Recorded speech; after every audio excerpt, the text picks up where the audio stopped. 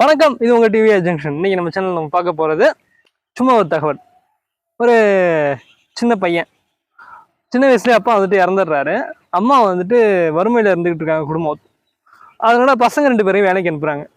பசங்க 2 பேரும் ஒவ்வொருத்தரும் ஒவ்வொரு வேலைக்கு போகிறாங்க. அண்ணன் வந்து மூட்டை தூக்க வேலைக்கு போகிறாரு, தம்பி வந்து புக் பெயிண்டிங் பண்ணுற வேலைக்கு போகிறான். ஒரு சயின்டிஸ்ட் வந்துட்டு என்ன பண்ணுறாருனாக்கா, தன்னோட ஆராய்ச்சி புக்ஸை வந்துட்டு இந்த பையன்கிட்ட பெயிண்டிங் பண்ணுறதுக்கு கொடுக்குறாரு. இந்த மாதிரி இப்போ புக்ஸ் வர்றதை வந்து பிரித்து பார்த்து படிக்க கற்றுக்கிட்டான் அந்த பையன்.